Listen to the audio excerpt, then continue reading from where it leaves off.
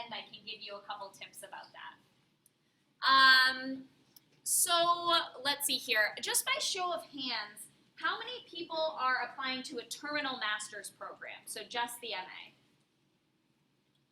Okay, wow. So how many people for the PhD?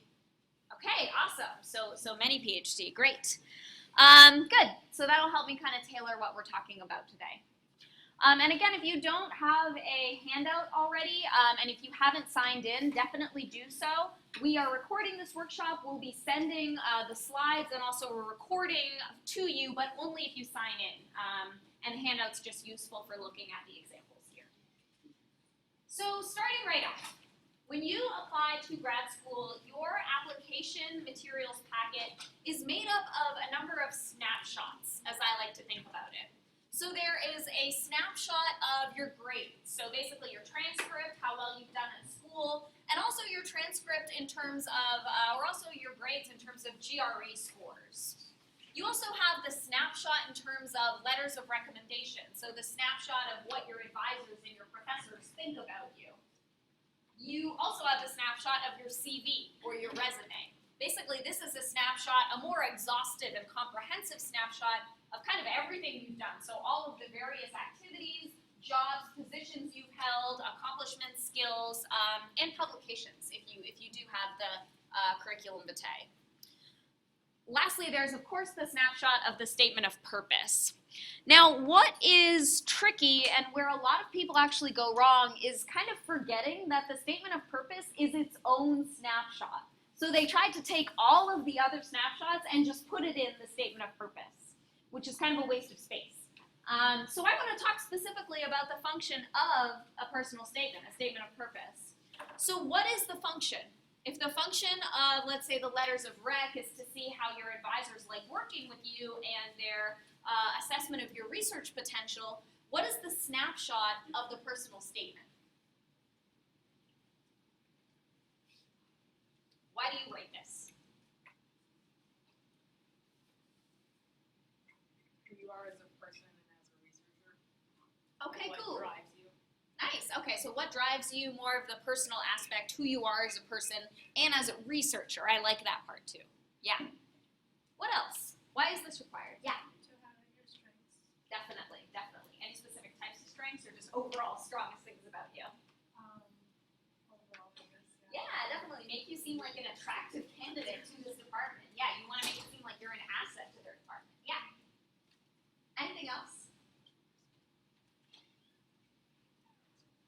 I've kind of honed down what I think the primary snapshot of this statement is into these questions.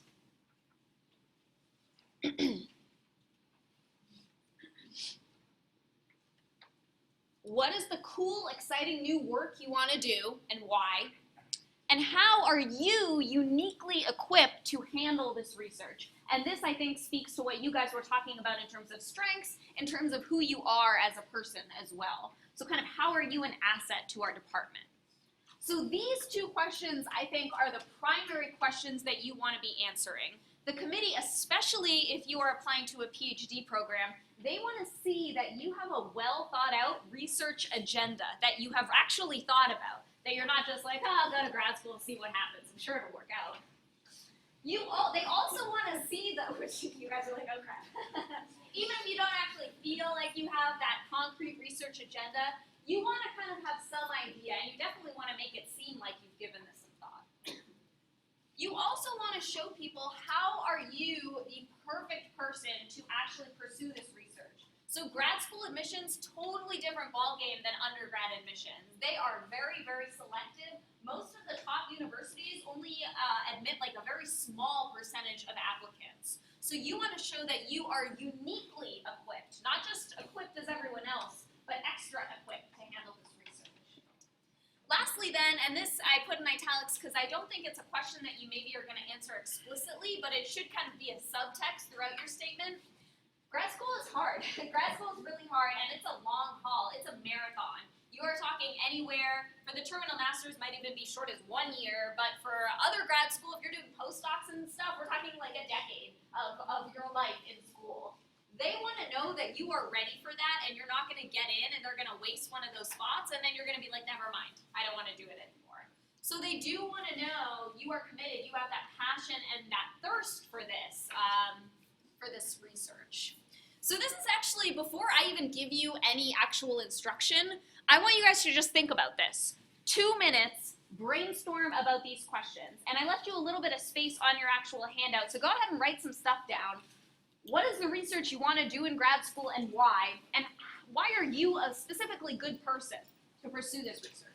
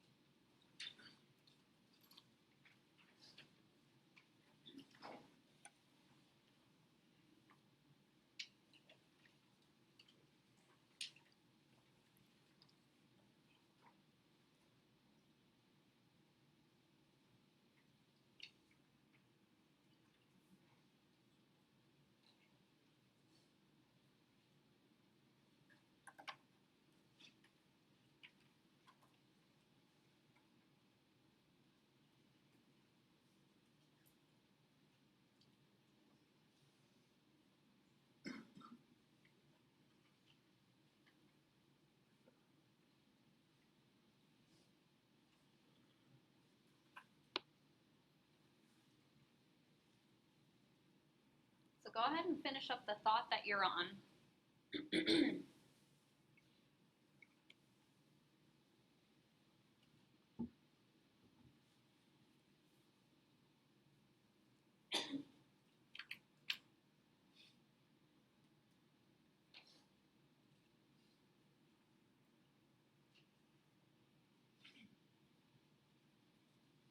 Okay, good. So basically, I just want to use that to get you guys kind of in the mindset of your own unique framework. I don't think the reason I only give you 2 minutes, we could easily spend the whole the hour that we have with you guys soul searching about the answer to this question. So I highly encourage you to do that when you go home after this workshop. Continue thinking about this stuff because I think that's kind of the first step. But I want to move on to some common pitfalls. So the 3 common pitfalls that people tend to make and how we can overcome those pitfalls. For those of you who've been to a GCC workshop in the past, I love examples. I love before and after examples. So that's going to be very similar to this workshop in terms of before and after examples. So the 3 common pitfalls. I want to find out our first pitfall by reading this example. So go ahead and take a look at example 1A on your handout. It's the same one as up here, just might be easier to read.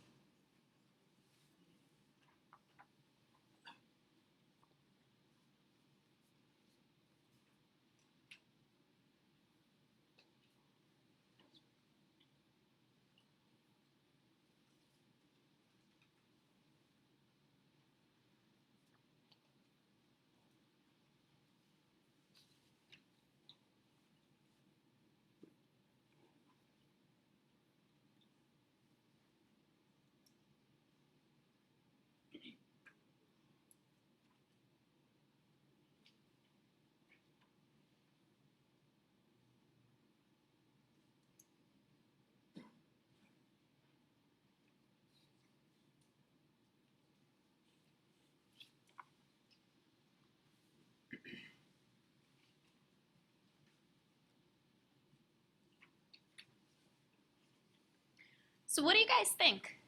What are you noticing? And it's okay if it's not in your field. I just want to understand the moves. Yeah. It seems like they're restating a lot that can be found in a resume or CV. Exactly.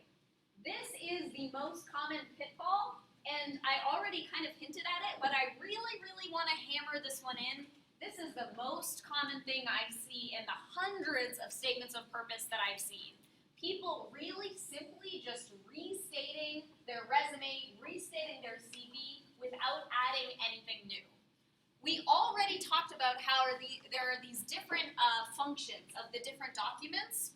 Specifically the CV and the statement of purpose, these are ones that should complement each other. So really what you want to do is pick out the most relevant, the most impressive, the most important and exciting experiences and create a narrative of them. Instead, if you're just taking your statement of purpose to literally restate every single thing that you talk about, that's a waste of space, right? Like you already said that stuff. So repeating it isn't going to add anything to your application packet. So what you want to be thinking about is creating a narrative. But how do we do that?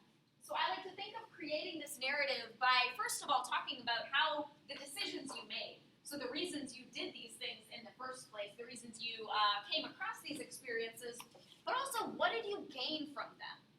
What did you gain? What are the skills, insights, qualifications that you gained from your various experiences? So create more of a narrative about these experiences.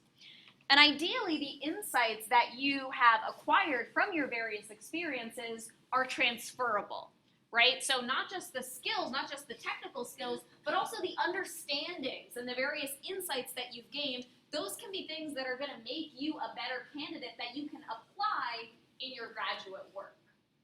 So this is kind of our first crucial thing there. Do not just restate the resume. Instead, add something to it. Add a narrative there and talk about what skills you actually gained. I think the best way to understand this is through an example. So let's look at this after example. So 1B on the handout.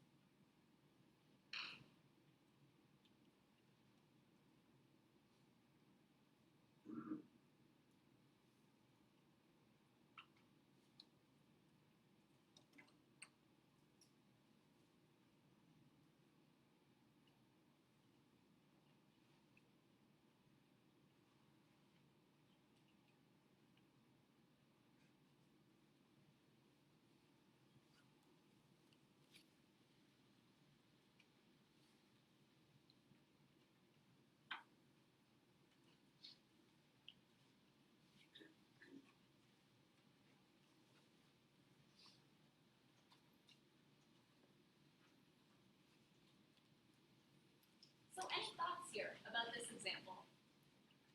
What are you noticing? Awesome, yeah, so more about the big picture implications, yeah. Why was that effective for you?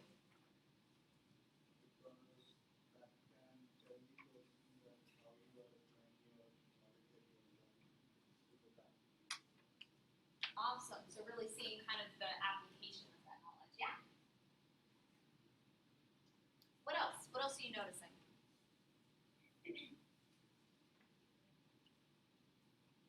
Kind of put yourself in the mind of the admissions committee.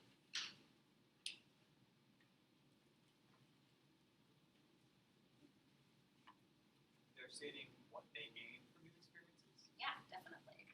So gained kind of in a twofold way, more of the technical stuff, but then also the sort of applicability stuff as well, yeah. For me, this kind of indicates too that thing we were talking about, how do we know that you have the passion for this work to actually maintain it in the long run?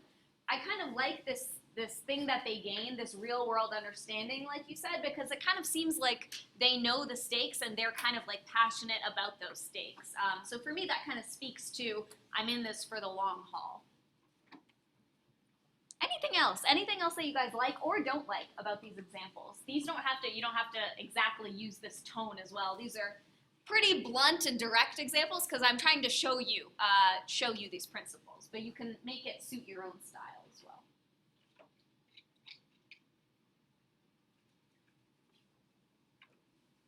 Something else I'll give you to chew on a little bit with this creating a narrative. When you are creating a narrative with your experiences and talking about what was gained, I want to encourage you to actually, like I just said, put yourself in the mind of an admissions committee. So put yourself in the mind of that group of faculty members sitting around a table and deliberating who should actually be admitted. Maybe some people have one candidate they like and other people have another candidate. Actually think about what that discussion will be like. This will also kind of help you think about being future focused. So many people end up being very focused on the past because that's what's easiest to write about. You already did it, you know, that's the content really of your resume. It's what you know about. But actually, that's not the most important thing for this committee, right? As this graphic would suggest, your past is only exciting and important in how it has uniquely equipped you as a candidate in the present. And the present is really only useful as it is an indicator of the work that you are going to accomplish in the future. It's kind of economical to think like this, but think of yourself as like a potential asset to this department. They want someone who they are going to want to collaborate with and work with and even co-author on, do research with. They want someone who is actually going to be an asset to their department. So consider that. It really is important about the future, your potential for future research. So one more example, and then we'll move on from the sort of skills gain thing. But this last example is really future focused. So take a look at this. Again, it's on your handout, 1C.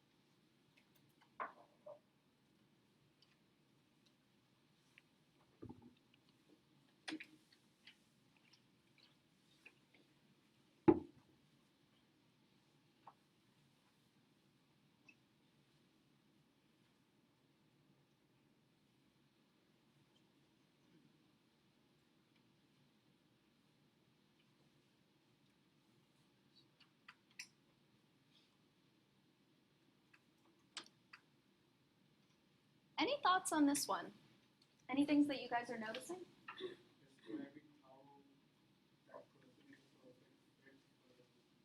Yeah, definitely. So how are you like the perfect fit for them? Yeah, good. Anything else? Yeah. Do you think this may be too specific, just using one professor? Like, what if that professor doesn't have any opening that year? Yeah, I think that's a really good question. We're going to touch on that a little later in the workshop, but for now I would say I do think it is, in general, a good idea to name a person or people that you'd be interested to work with. Of course, you would always run the risk of pigeonholing yourself, of only working with that person, but I do think it's important for them to know you have some idea of how you're going to fit into the terrain, into the environment of their department. Not just like, throw me with whoever, I'll do whatever. You know, you want to have some sense of direction, kind of, yeah. I think 9 out of 10 cases, this is a good idea, but there's that one case where maybe there's some extenuating circumstance. Definitely check with your advisor on that about name dropping, but most sources say it is a good strategy. So this is our first pitfall that we are overcoming. Instead of just restating your resume, you're focusing on what was gained from your experience. I have a question regarding the overall format of the statement of purpose. Great. So I was under the impression, I'm definitely wrong here, but I was thinking of that the SOP would contain a list of skills that you've gained and then how the following paras would explain how you would use those skills to the for the resource that you want to work on. So would you say that you should write the entire SOP in this format that we've just learned, or you list out all the things that you've done first and then you tell them how you're going to use those skills or everything in the next few paras that are going to come along? That's a good question. We're going to talk about structure at the end here. It's one of my frequently asked questions that I'm going to show you guys a bunch of structural examples. They definitely don't have to be written in this style. I'm putting the paragraphs like this so you can see the principles at work. But I might say if you're listing all of your experiences and then going back and saying, here's how I can apply them, I might get a little overwhelmed at the beginning, right? Like if you're giving me like, I did this and this and this and this and this, and then here's how I can apply them. At the beginning, I might be like, oh my God, that's a lot of stuff. And then kind of start putting that into the narrative more later. I guess I'd have to see the exact case. The short answer, it doesn't have to be exactly like these paragraphs. Okay. But structure is important. We'll talk about that at the end for sure. Okay, here's our second pitfall, 2A. A little bit shorter, but go ahead and take a look.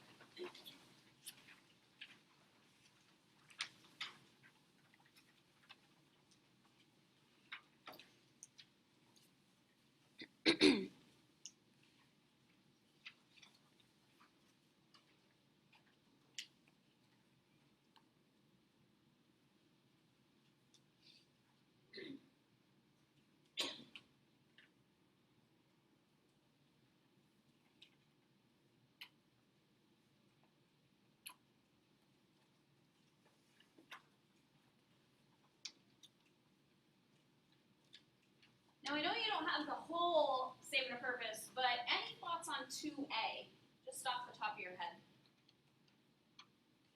It's too broad. Yeah, it's really broad. Yeah, definitely. Anything else? It's very tricky, but they use a contraction, the first word. Gotcha, okay. That is very picky. Yeah, but okay, fair enough, fair enough. Yeah, generally you want to try to avoid contractions in formal writing.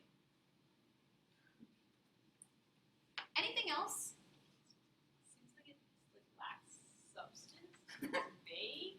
Yeah, definitely. Vague, broad, for sure. This is kind of what I am thinking of as well. Generic telling. So has anyone ever heard show, don't tell? Yeah, that's kind of what I want to get to here. So number one, as you guys have rightly pointed out, this is very vague. This is very general. When I'm seeing I'm passionate, enthusiastic about human cognition, I've working at a lab, I know methodologies and have a fundamental background, you and everyone else applying. Like, I hope you are passionate and enthusiastic about the field that you're going into. I hope you have some fundamental background in the research methodologies. So I don't think that this broad thing is necessarily grabbing me. I feel like everyone should have this stuff. But also, like, the I am passionate and enthusiastic, like, I don't know, it just has the exact opposite effect of that. You know, when you say I am passionate about this, you know, it doesn't sound very passionate. So what I want to encourage you guys to think about is showing, not telling.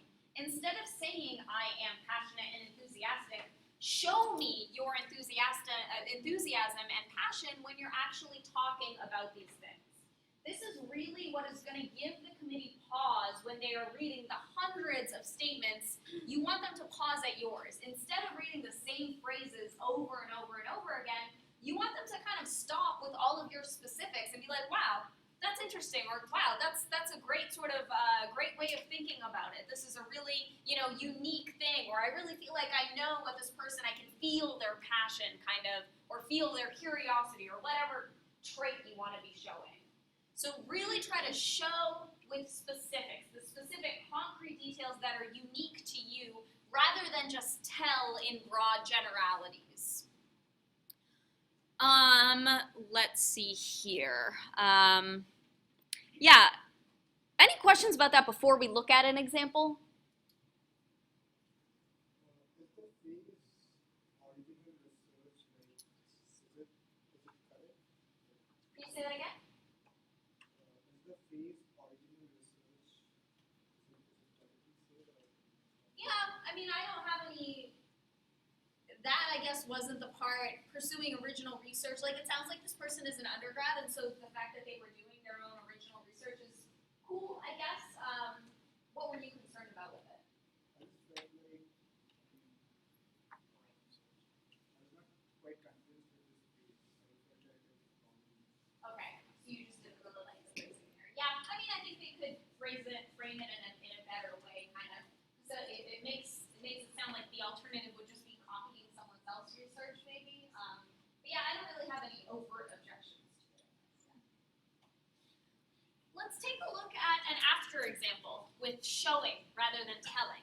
I think some people are not going to like this example. I'll say right off the bat. So 2B.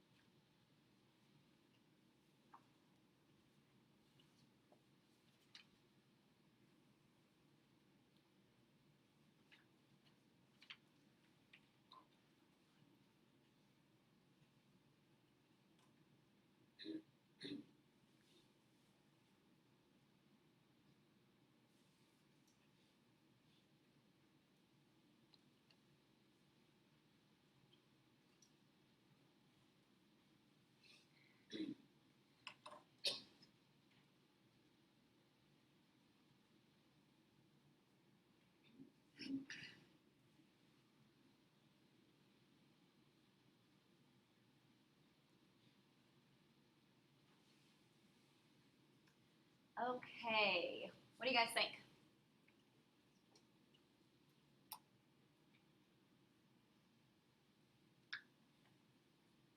Well, it's doing that thing you were saying as it's presenting the person as it's a narrative. Like, we can see where this person started and how they ended up where they are now. Good, yeah, narrative, awesome, yeah. What else? I thought there was like some like adjectives that kind of took away from the whole story. Like this amazing organ, like and working isn't really necessary. Interesting, okay. That's interesting because I kind of liked that. Like, I felt like that was an instance where they were kind of showing their passion. Like, when I think about the brain, like, I wouldn't think of amazing because I'm like, yeah, it's all right, I guess, you know. But this person, like, is like, wow, you know, it's awesome. So I kind of, you know, maybe we read that. Majors can read that spot. It's not actual. Yeah, what else, though? Well, it sounds like they got into the research group because they were underrepresented minority and not because they put the effort in. Interesting. It like comes across that way. Okay, yeah. I think this is a really, an interesting example. There's things I really like about it and things that I think are kind of a gamble, to be honest. So what I like is I feel like they're kind of telling and showing, but they're really showing for me. So when I think about this person, I think of a person who really loves doing this stuff, and who, like, even the first sentence, I would find it difficult to name any aspect of my undergraduate life that wasn't affected by this interest. Like, that's like, yeah, they really dedicated their life to this. And then, like, the amazing organ, so definitely passionate. I also get the feeling like this person is very persistent, you know? They failed, and then they persisted and actually got it. And it was probably really hard for them because they were a first-generation immigrant with no previous experience. So for me, that gives them more forgiveness. But I might also say it might rub some people the wrong way. You know, maybe you just got in because you're a first-generation immigrant and this professor, you know, had this interest. I also feel like the word failed is like, maybe you don't have to say the word failed. Maybe you could say a different word, because it's just kind of like harsh, I feel like. But yeah, a gamble. Let's by show of hands, because I'm actually interested. This This was actually a personal statement for, not for grad school, but I excerpted it so it can be applied, but it was for the NSF, for an NSF grant. And I was really torn on including this example, but show of hands, how many people found this example overall effective? How many people found it overall ineffective? Okay, interesting. All right, that's just good for my own edification. But this is our second point here, right? So our first point we already talked about, talk about what was gained, create that narrative, and our second point, show me with specific examples, specific concrete, not just telling me the broad generalities. Before we move on, anyone have any questions about this point? Yeah. I just wanted to go back and check what was wrong specifically with what were the negative points in the 2B. In the 2B? So I would say it's not necessarily negative to say. 2B. Oh, 2B. Yeah, okay, so I would say that it's not necessarily negative, but it would be a gamble.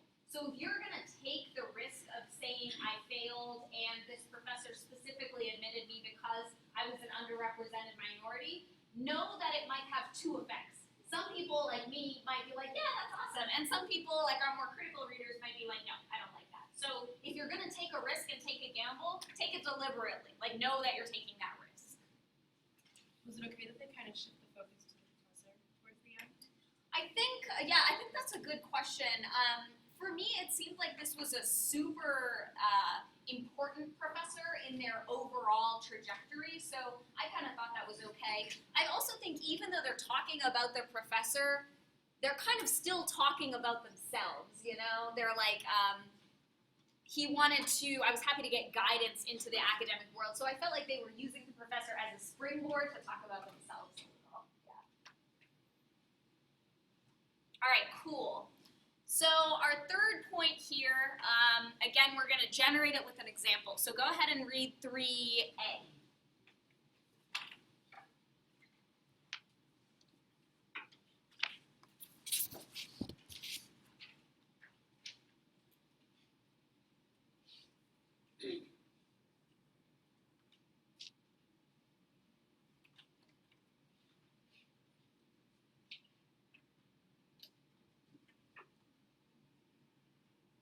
Those of you who have attended the cover letter workshop will recognize something similar that I hit on, and this does relate to cover letters as well. So basically, when I am reading, and I'm going to do a couple builds, so you just take a look at the slides here. So basically, when I am reading this as an admissions committee, what I'm really reading the subtext is this.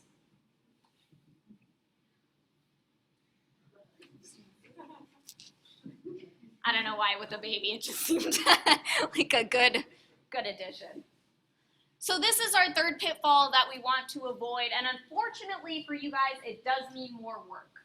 What you do not want to do is send the same exact essay to all of your schools. Now I would say this is different for med school and law school. So if you are applying to one of those, and actually those are kind of different genres in general, so if you're applying to med school or law school, again, come chat with me after.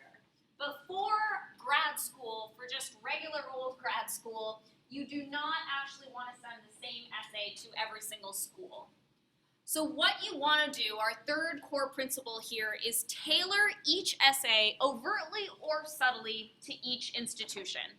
Every single department out there is unique. Every department focuses, even within your field, they focus on a specific part of the research.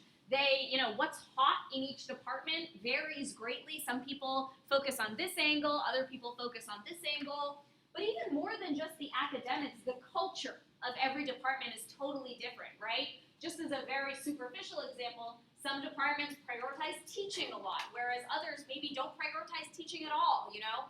That's an easy example, but there's a million other ways that the culture and environment of a department, they vary very greatly. What you want to do then is show that you are a perfect fit for this specific target institution. So just because you are a good fit in general doesn't mean you're a good fit for this school. What they don't want to see, and what the last example did, was like, well, you made it into Princeton's top 10 for this department, and so I figure you're fine, so I'll just try there. I've heard that you have a great reputation, so I'm just going to apply there. That really doesn't show that you're that invested in this school. It just shows that you're like, yeah, well, whatever, I'll apply, see what happens. They want to know that you're a good match, a strong match, and that you're actually going to be an asset to them specifically. And you can do this in a number of ways. Perhaps the research focus that you want to do at this school is exactly what you want to work on, and you want to add this new angle to it. So that's very, very common. Or it can be that at your target institution, they don't at all have the research that you're doing, and you want to do that and bring that to their environment. So you just basically want to show that you are a good fit. So really, really tailor there. Let's see. I think I do want to note, if this is alarming to you and you're like, I don't know how to do research on these schools, not to fret. There's not really research to do. You just go and look at their website and look at how they talk about themselves, look at the type of research that they're interested in. And the CPDC, the Career Center, can also help you guys with that, so finding the actual schools that are good to apply to. But this is really, really important. And God forbid, I remember one time someone accidentally wrote the wrong school name to the school they were applying to. Like, oh God, that's the worst. So let's look at some examples, because I want to show you guys how to tailor in like an in-your-face way and how to tailor in a more subtle way. So here is 3B. This is the in-your-face way of tailoring.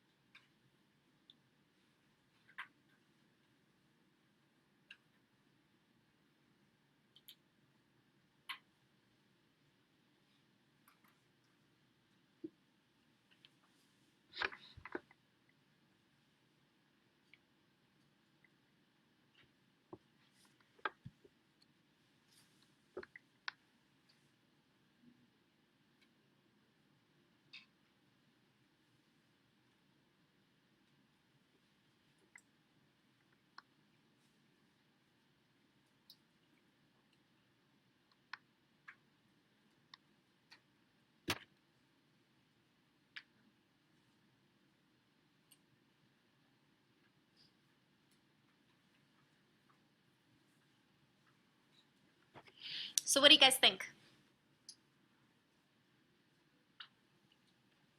Very good, but I think it's a little too specific.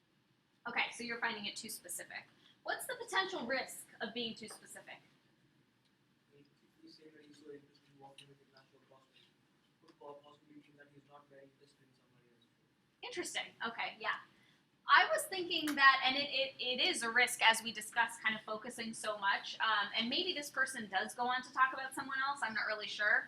What I think is really interesting with this name dropping here is in our correspondence, and this is where your networking efforts, if you hopefully have done any, and even if you haven't, you can start right now, but where those networking efforts really come into play. If you've been talking to a professor and around that deliberation table, they can say, oh yeah, I emailed with this, with her, and yeah, she seems good.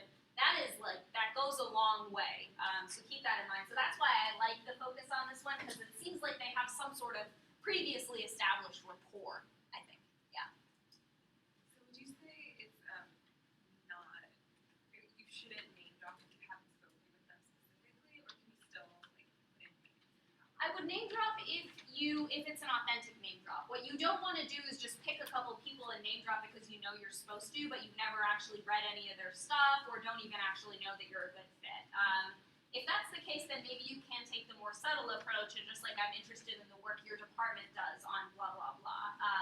I would say the name dropping is best when you actually are, like you've read this person's work and you really think that you make a good collaboration. Because like you need an advisor, right? You need people in the department who are going to be working most closely with you. So it is a consideration. What else did you like, or yeah, go ahead. now just a question. Yeah. Let's say that you're not interested in doing a research for your grad school and you're only interested in course base. Now, how can you tailor your personal statement? So when you say you're only interested in coursework, is this a terminal master's? Yeah. So what I would say then is that the master's program probably still offers a unique selection of courses or has a unique focus that you can tailor to. So for instance, the terminal master's in statistics at CMU, the MSP program, Masters of Statistical Practice, they're super unique in how much they focus on professional life skills. They're like one of the only the only statistics master's programs that focuses on real world professionalization. So in a case like that, and all different master's programs has that unique focus, you can, instead of saying like research, you can instead focus to like the overall focus of the department. Does that make sense? I would take a look at their course offerings too and be like, how is this university's coursework differently focused than this university's? Or even ask yourself, why did I pick this school over this other school? You know, what was it that attracted me so much to this school? What else about this example? Like, don't like? What happens is, like, I pick these three like professor, but it's a very good fit. I apply to this like institute just for these three professors. And then they all go on sabbatical? Yeah. And what happens if they do have like opening? They don't like recruit the student again. What happens? Yeah, then what happens? Probably not great. You know, what I would say, I think I can answer every question about how these things play out for every different field. What I have read in the research that I've done, overall, it is impactful and effective if you give the names of people that you want to work with, or mention these people. I would ask your advisor about more specifics than that. You know, I would say it's highly unlikely that like two of the people in the department working on the same thing will both leave the same time. But yeah, maybe they don't have room. Hopefully you've maybe connected with them to get a feel on that, or you can there's still time to do that as well. Does it put a negative impact if the professor is looking at the SOP and his name is not mentioned? That's a really good question. I don't know. I'm not sure. I mean, does anyone have any thoughts about that? The question was, do you think it will impact someone negatively if a professor's name isn't mentioned in the statement? I mean, I guess it should be okay because if you're not interested in his work, then he probably doesn't want you in his lab anyway. So, That's true. Yes. so it shouldn't work. Yeah. Again, some of these I feel like are specific to fields, so this is why you have advisors and professors who've been here, who know your field. So check in with them. I think for me, this example specifically is a very explicit approach. I like that because as a person who reads a lot of documents very quickly every day, basically all day, if something's not explicit and I'm skimming it, I'm just going to miss it. So that's why I like this kind of in-your-face approach. You could, if this is more your style and there's nothing wrong with it, tailor a little more subtly. So this is the same example, but just without the specifics of the university, but still tailored to that university.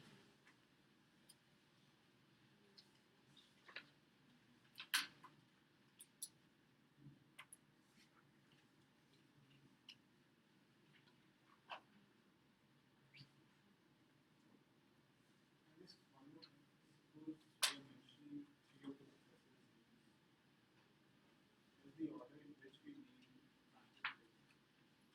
I would probably go with the general principle that the one you're discussing first is probably the most important one. Yeah, best foot forward. So I want to make sure we have time for our FAQs, but the most important thing here is that while they're not using the specifics, this example is still really tailored. So the people reading this are still going to be like, oh yes, they know what they're getting into, they know the realm of our department, and they are a good fit for that, even though they're not saying it so in your face as the previous one. So these are our three main pitfalls here and how to avoid them. So be sure you're focusing on what was gained, focusing on the future specifically, and creating that narrative, showing with specifics, and then also tailoring each essay to the school. I do want to do now, we're definitely not going to have time for a revision activity, but there are some frequently asked questions I get in a lot of my sessions and other times I've done this workshop that I want to address. And the first one is, how should I structure my statement? So we'll come back to that. I think the most common structure I see is actually the one that I like the least. So the most common structure I see is past, present, future.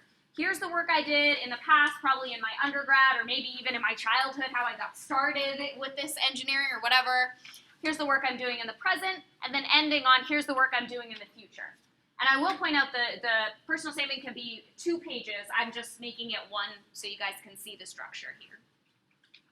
So this one is my least favorite because it starts with the thing that as we've said, is the thing that's least interesting to me, right? If you're starting with, God forbid, your childhood, or you're starting with like your work you did in undergrad, which for some of you maybe some time ago, that's kind of the least exciting thing for me.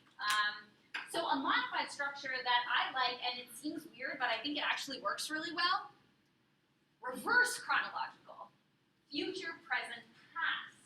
So for this, you would start off, here's the work that I want to do, here's who I am as a researcher, and by the way, I've been equipped to handle this research through my past experiences.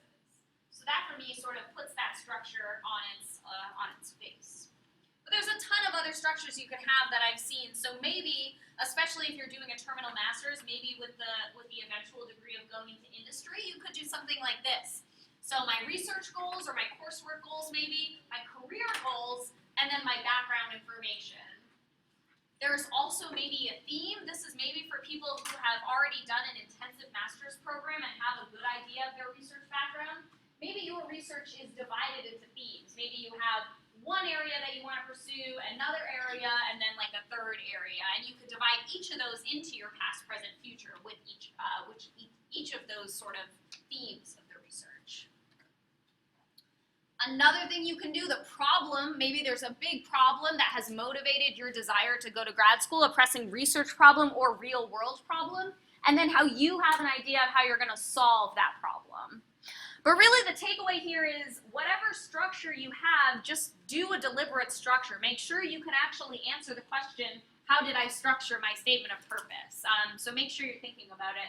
So in the back, the original question you had asked was, can I list my experiences and then talk about what I gained? You can definitely do that, just make sure you're doing that deliberately.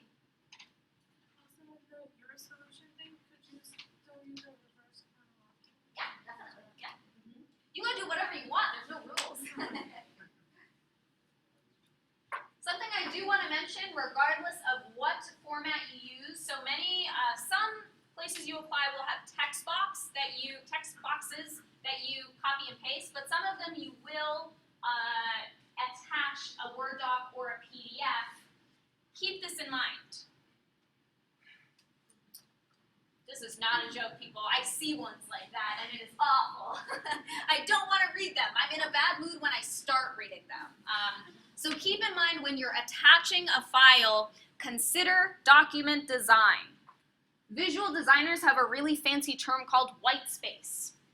It's just space that's white. So any space that's white on your document, you want to use white space to create a document that's inviting looking. I just want to dive on into this. It looks short, it's nicely chunked. This one looks very scary to me, and I don't want to read it, especially if I've read like a ton of other statements or other things that day. So keep that in mind. Do you justify these? No, justifying for me always creates weird little rivets and stuff like that, like spaces in between. Sometimes it's just crazy, so I always do left aligned. Yeah. Okay. Second frequently asked question I get. What is the difference between a statement of purpose and a personal statement? So I've done a lot of looking into this. I've done a lot of research out there on what people say, and the jury is still out. There is no answer everyone agrees upon. Some people say this is the same exact document, just called 2 different things. Some people strongly disagree with that. They say that the personal statement is a lot more personal. It's more narrative, it has more personal details, and it should be more anecdotal. What I would highly encourage you guys to do is whatever school you're applying to, most schools have tips or samples or something like that available on their website. So you can actually see what is this school looking for.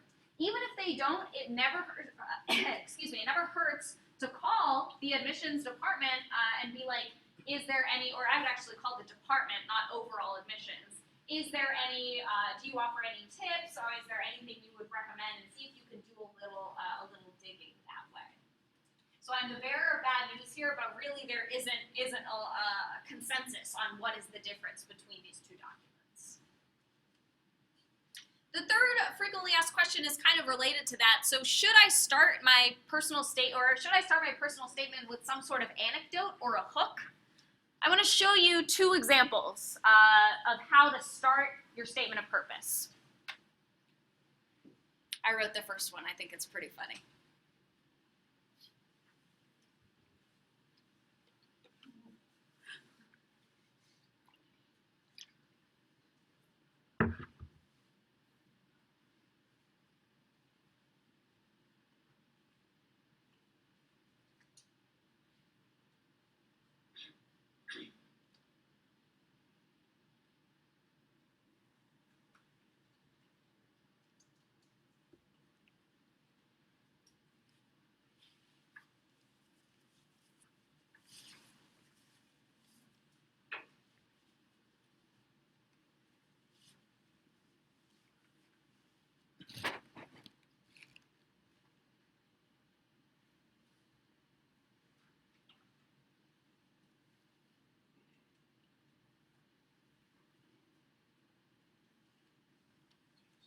I'm going to argue that both of these introductions are equally effective.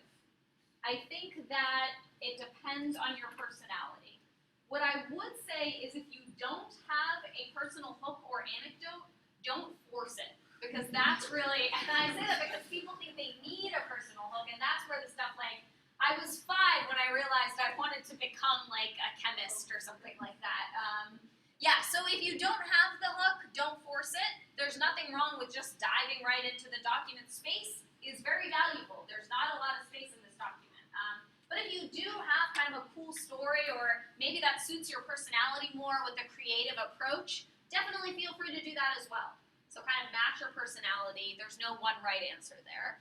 Kind of goes for the whole statement. You know, I've seen statements that are more personal in terms of tone, and I've seen ones that are totally objective, held at like a distance, and I think both of those approaches work well. Kind of depends on who you are. Last FAQ here, should I account for bad things that happened? A drop in my GPA, bad test scores, any lapse in my work or educational history?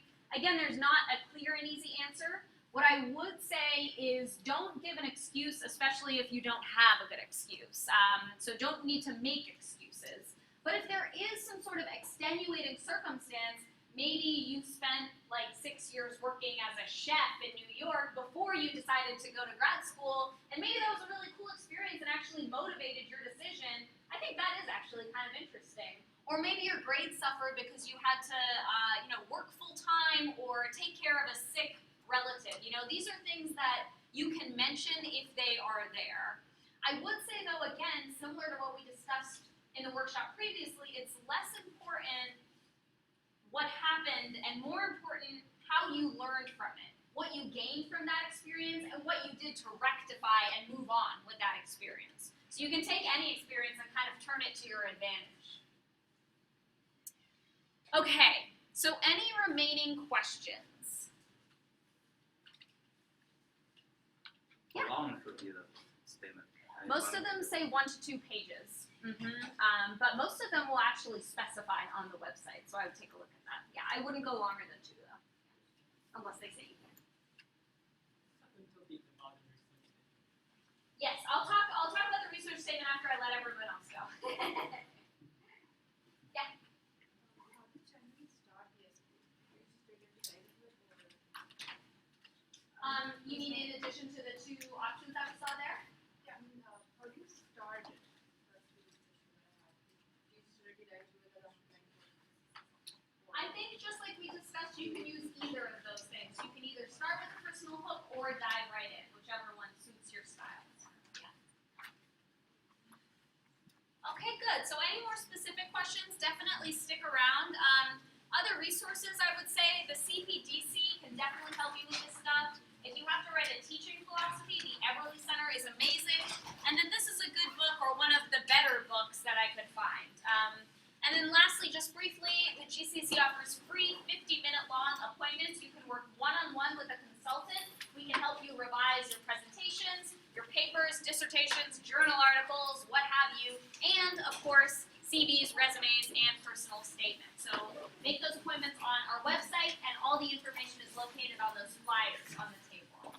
Thank you for coming. Yeah, fine. Hello. Nisha. Yes.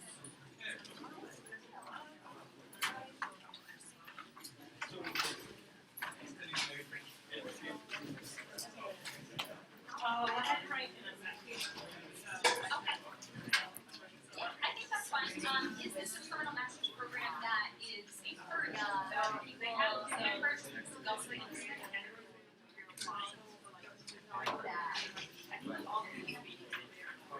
I think so. So my question is the math, what's the master's? Data science. Okay, so if the expectation is that people after the master's are into industry, then that's totally No, I have fine. You don't have any research. I used to be. Instead, I would talk about how this is going to help you on your career, what skills this is going to equip you with on your career. Does that make sense? Yeah, it's slightly different because there's less of the research. Same rules. Hello. Yes, research statement. So if you actually want to give me your, or tell our receptionist if she's down there your name, we have a handout on research statements. It's not a whole workshop, yeah, just the handout. So yeah, the research statement is obviously more focused specifically on research. And past, present, and future. Yeah, so same thing. So you want to talk about your future research, definitely still. It's kind of like your trajectory as a researcher, you know, a cohesive trajectory of you as a researcher, past, present, and future. You know, we have an undergrad. Yes. Yeah. I would say that the research statement, you can spend more time actually talking about the nitty-gritty of your research experiences and your findings, you know, like the actual technical stuff, what you did and what you found, you know. But the personal statement, as we talk about, is more about you in a slightly more holistic way. You know, it's also what you gain or why you chose to do this certain thing.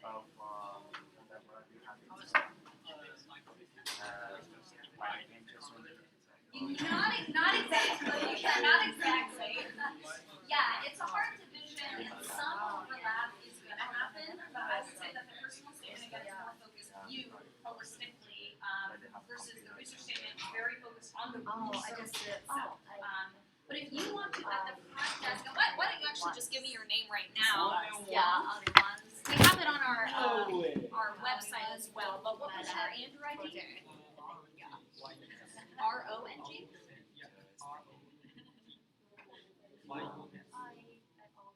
At Andrew? Okay, so I'll email you our handout on research statements. Awesome. And you can also make a one-on-one appointment to talk more about that. Yeah, we got a lot of research statements. For the last farewell, do you think it's a better idea to I can't see what you rather than I don't know. because I'm a working student, because there's a good match between me and that professor. Is there any other reason besides that one professor? Reputation of the university about this too.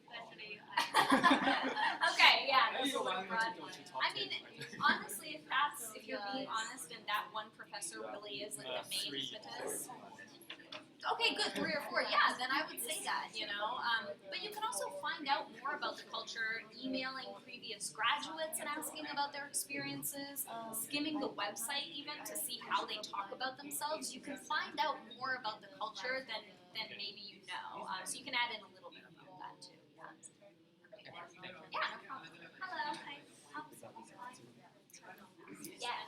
When PhD, yeah. What would you say like most major differences? Yeah, I would say the major difference is that the terminal masters. So what terminal masters is it? Are they expecting people to go on to the PhD, or are they expecting people to go into industry? So if that is the expectation, I would make sure that's the expectation. But if that is, then I think you can do many of the same things, talking about why you're a good candidate to pursue this work, why you're going to be a unique asset to this school, to this department, even if it's just coursework. But I would also say how this department is going So how this department is going to equip me with certain skills that will help me in my future career. And I would look at industry as kind of your endpoint, right? Like the kind of passion for the work that you're going to be doing, and why you can really only accomplish that with this master's degree. Because the real question is, why don't you just go straight to industry? You know, why do you want this master's first? So I think that's maybe where the main difference is. But I think the other stuff still applies. Okay, great. Thank you. Yeah, no problem. Just a question. So I'm going to apply for PhD, and when I was searching online, some people say that PhD application, your personal statement should be a research statement. So I'm not sure. What's your take on that? It kind of depends. So maybe if places require both, then you can definitely have more of a distinction. But I feel like there's already a lot of research components in the statement of purpose. So I feel like that's fine but I would make sure that's what the schools themselves are saying. Not just you're taking what someone else says and applying it to that specific school. Yeah. And also, would you mind sending me a copy of the templates of the research statement as well? For the yeah. What's your Android ID? It's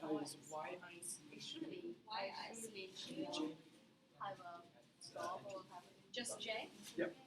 YICHUJ and Andrew. Okay, great. All right, awesome. Alright, thanks a lot. Yeah, no problem. Hello. So a few of the programs I'm applying to offer PhD statements, and Those are the worst. Yeah. We haven't handed on those as well. Okay. I can send you that. Yeah, diversity statements are really hard, but basically they want to see that you are a diverse, you're going to add some diversity to your classroom setting and to your research setting. Okay. And this diversity in some fields. So like women in STEM fields, that's definitely an area to talk about. But any other way, if you have experiences with other diverse students or have experienced diversity, excuse me. Dispose of that over there. Are we going to? I'm here to do that. Master, you want me to do it now or should I wait? Because I don't want to touch anything. I wish. Now's probably fine. If there's any other ones, we'll have it. I would be so happy. Thank you so much. I really want to. Yeah, so basically they want to see that you are a diverse addition, have some sort of diverse understanding. I'll send you the handout. What's your Android? I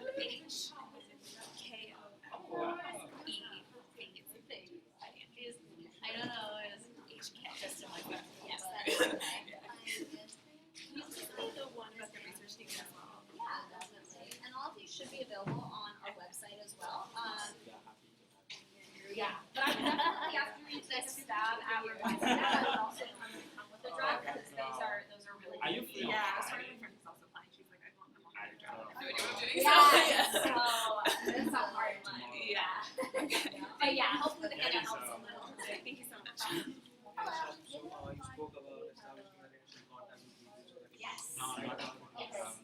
I have a friend of mine. just like writing a bit to the There is I a would comedy say show. have some type of question that you want to ask them, you know, maybe a question about the work that rather than just like, hi, I'm here, you know, like some actual genuine point of I have it, you know, like, is there something in their work that you're interested in, or is there some type of application that just you can see about to their work? You can kind of, I think you can be upfront about it, like in terms of I'm applying and I'm interested, but also like kind of That's give you? them a real reason for No you to way. stand out. What I would say is the career center. They can definitely help with networking, so they are the experts at networking. So I definitely set them appointment. Yeah. Oh, this is they have Yes. it on beats. It's gonna be from 6 to 9. I don't know if it will be available. B? Oh. P-G-O. REY. Okay, great. Yep, no problem. Hello. It's Yes. It's free for B student, but if they are not B, Yeah, so we help on resumes and CVs. yeah, I want to go tomorrow with some of my friends. I don't know. Since you can do my Yeah, we help for everything. So we help for teaching philosophies, diversity statements, research statements, cover letters. Yeah, you have Facebook? I can upload Yeah, it to recruiting you. emails, basically anything Are we that you're friends writing on in our tutors are straight on. No, I already with them. As opposed to the grad school application process, yep, they're straight on. Tell your Facebook. Yeah, but I'm not sure what's the name. And to check. You could definitely get help, but I would say that the career center is the experts, but we can work with you more intensively on like the actual. You want me to put writing, this on you for you? know. Oh, thank you. Yeah. Okay, Yeah. are you writing the Just for the research statement. Oh. Yeah. Thank you. Hello. Hi. Sorry, it's true. Oh, that's okay. I had two choices and I think I picked the wrong one. Oh, But God, okay. Anyways, on these examples, Yeah.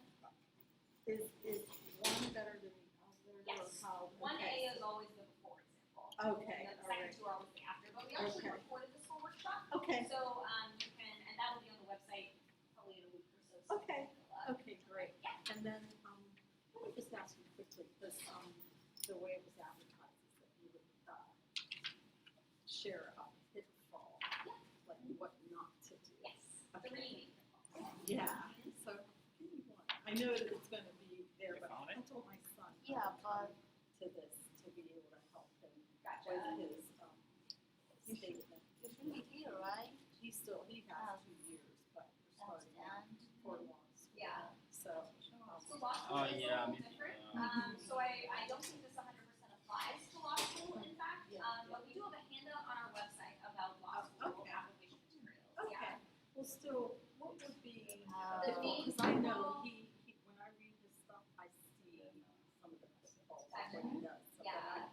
So those they're not writing pitfalls, they're more actual genre pitfalls. So I would say the main thing is people simply I'd be so restate their happy if you can make it. They restate their resume or their curriculum vitae without adding You are anything. dancing? No. No, it's like a review. It's gonna be But making the like video a calls joke, go and over just that in so standing much comedy. Okay. Yeah. Yeah, it's Okay. like you'll be talking and you'll be like laughing and Thank you. Yeah, no problem. You're terrific. I'll maybe do that. Thanks, thank you. I don't know. Presentation. Good, that's great. I really appreciate you. I appreciate that, yeah, thank Sure. you. Yeah, And I'm next really time, trying to if think. I have a I'm really conflict, trying to think of I'll choose. Oh God, what if I don't live up to it?